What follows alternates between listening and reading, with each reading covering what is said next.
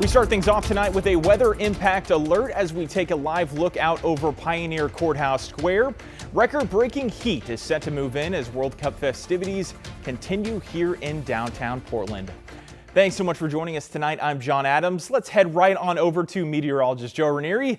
So Joe, how hot are we talking here?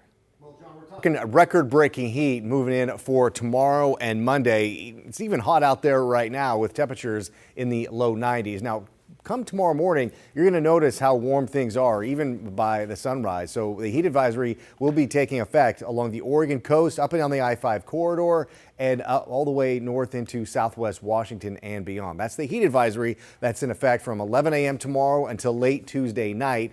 And now this red color you see is the extreme heat warning during the same time, tomorrow morning until late Tuesday night. That red color you see is for locations that could be looking at temperatures in the mid to the upper 90s, maybe close to 100 degrees. I think it might be kind of challenging for us to get to that 100 degree mark. I'll talk more about that in details in my full forecast, but we will be seeing more of an onshore flow by Monday afternoon. But still, record heat is on the way. Both Sunday and Monday, we could easily see highs in the mid to the upper 90s, maybe a few spots getting close to that 100 degree mark. The heat, low humidity, and the east winds, that means there could be a little bit of some fire danger across the Pacific Northwest. Now, we'll start to see our temperatures cool off heading into the middle part of next week. I'll talk more about that in a few minutes. All right, Joe, we'll see you later in the show. And with this, the first big heat wave of the season, it could be harder on all of us. That's according to Oregon's Emergency Management Department. They remind all of us the signs of heat exhaustion include heavy sweating, dizziness, and nausea. The more serious heat stroke is signaled by confusion, high body temperature, and dry or damp skin. To prevent this, experts say it's key to stay hydrated. Don't wait till you're thirsty. Limit outdoor activities during the hottest part of the day.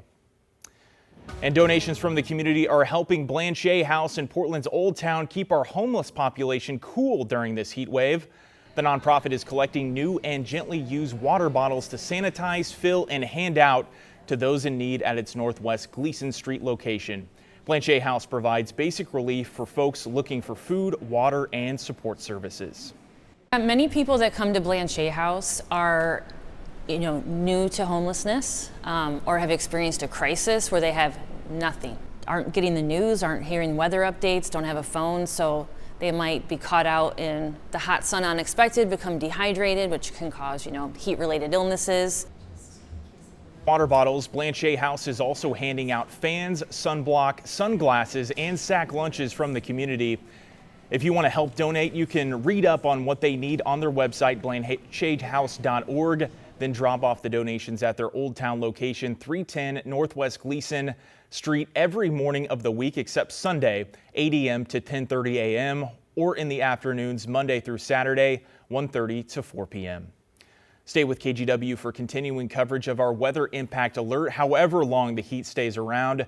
Remember, you can get updated forecasts anytime on KGW.com and the KGW app. To an update now, in that deadly shooting in Portland's Portsmouth neighborhood, police now saying they have a suspect in custody. Pharaoh Hart Williams faces a second-degree murder charge for allegedly killing this man, Tyron Butler. On Thursday, police say Butler was found injured on the sidewalk at North Fessenden Street and North Haven Avenue. First responders rushed him to the hospital where he later died. The medical examiner later determining his cause of death as a homicide by gunshot wound.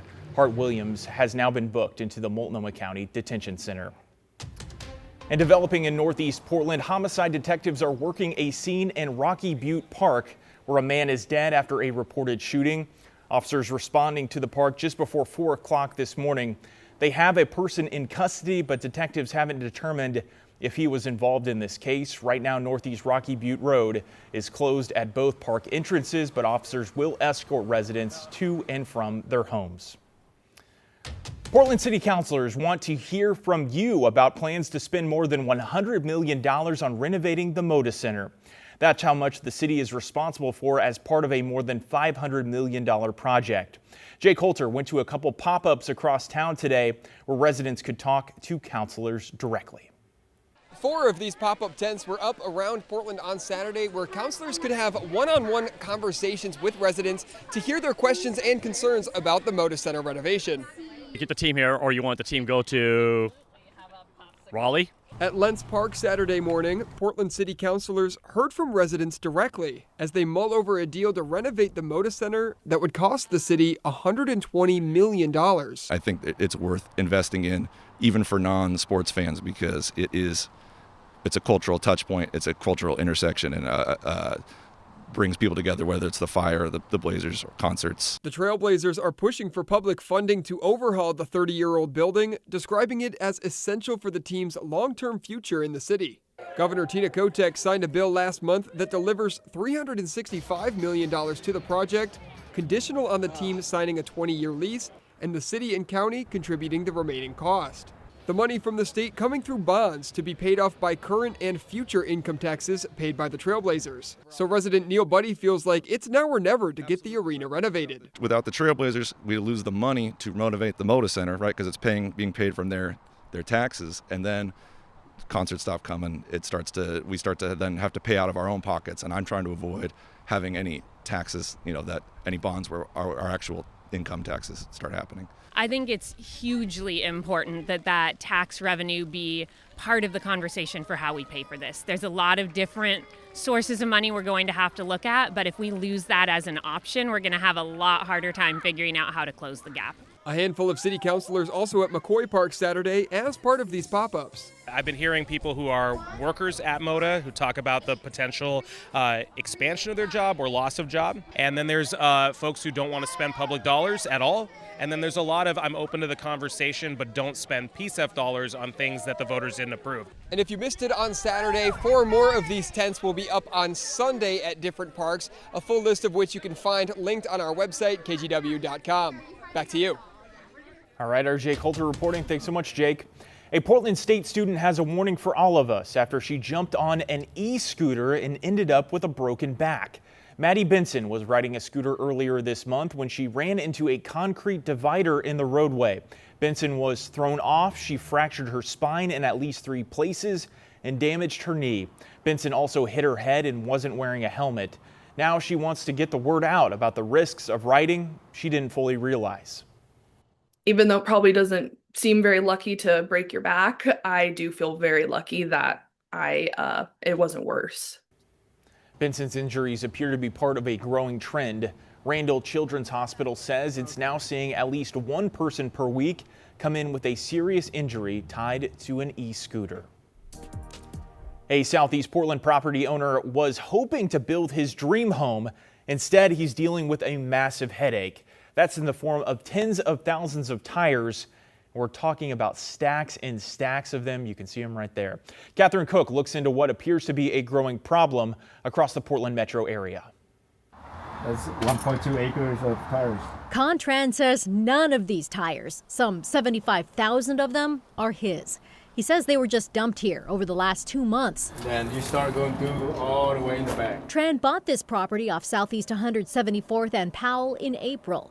Back then, he says around 50 tires were here, a mess he told the seller he'd clean up. I didn't know it'd become like an ocean of tires. Tran discovered this ocean of tires last week when he returned with a contractor ready to build his dream home. A dream now postponed. I'm not giving up. No way. No way. No way I'm giving up because this is my home. Southeast Portland, it's my home. It's sad. Sarah Robertson. That's a beautiful property. Was. And her husband, Jim, live next door. I couldn't believe it. Jim says things got really bad in May. I saw U-Haul trucks and I saw a cube van come and just drop them off. Trucks and trucks and trucks. A couple of days sometimes. Jim says he called the sheriff's office but was told they couldn't help since the problem was on private property. Since then, Tran says both the sheriff's office and Metro have stepped up. Both agencies telling KGW they're investigating the illegal dump. That's why I'm not afraid anymore. That's why I think that we can do this together. A spokesperson for Metro says while their RID patrol doesn't clean up messes on private property like Tran's, illegal tire dumps are a growing problem. Since January, Metro says they've cleaned up 14,000 tires dumped on public property all across Portland at taxpayers' expense. This person that's doing this has to be found and deeply fined. As Tran waits for justice, he feels more like part of the solution than a victim. The more I think about this, the more I say I might be the right guy to take on this challenge, you know. Wow. Well, on top of this, Tran and his wife are expecting a baby this month. They've set up a GoFundMe to help with the cost of removing tires from their property, hoping for some legal recourse if investigators do uncover what's going on there.